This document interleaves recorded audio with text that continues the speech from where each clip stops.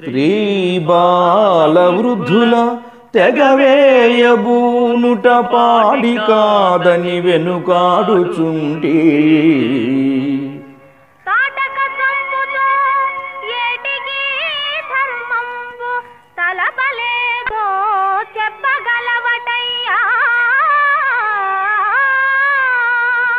ముక్కు పచ్చారని ముని కుమారుల చంపకూడదటంచునే జంకుచుంటి త్రిపులపైన వరైన కృప వహించుడటయ్య కొంకు కాదది మీకు జంకుగాని